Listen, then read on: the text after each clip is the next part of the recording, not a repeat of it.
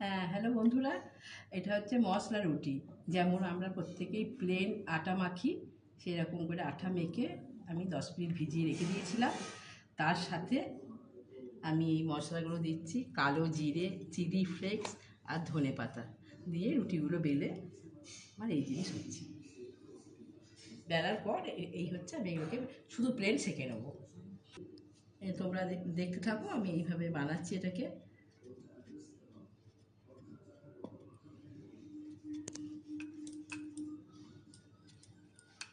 কিছুটা বেলে নেওয়ার পর আমি মশলাগুলোকে ছড়াতে শুরু করব।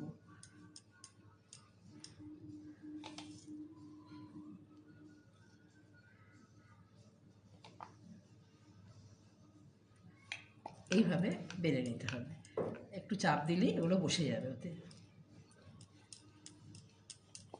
হ্যাঁ, আমি গ্যাস জ্বালিয়ে ননস্টিকের তাওয়া নিয়েছি।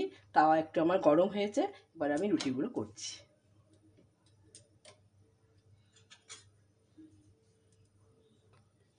এই যে তাওয়াটা হিট হলেই রুটিটা আস্তে আস্তে করে আমি আর একটা পিঠ দিয়ে দেবো। এইভাবেই আস্তে আস্তে করে ফুলে উঠবে। এটা আমি প্লেন রুটি তো।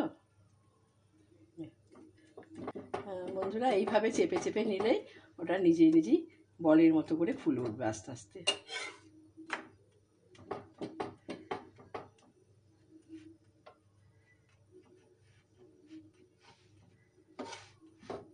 দেখো, ফুলতে শুরু করেছে।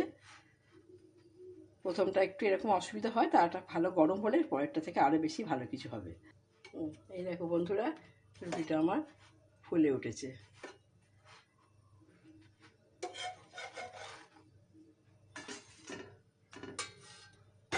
এরপর বন্ধুরা আর একটা দিলাম। এরপর আমি পরপর একটা একটা করে বানিয়ে নেব। হ্যাঁ, এইরকম বন্ধুরা, এরকম রুটি ঘুগনি, তড়কা, ছোলার ডাল এসব দিয়ে খেতে ভালোই লাগে। আর কি, এখানে আমি এই রুটিটা দিয়ে শেষ করছি। হ্যাঁ, তোমরা এটা দেখে মশলা রুটি বানিও, আশা করি খেতে ভালোই লাগবে। এই রুটিগুলো তোমরা যদি কেউ মনে করো ঘি কিংবা বাটার লাগিয়ে খেতে পারো, আরও বেশি টেস্ট লাগবে।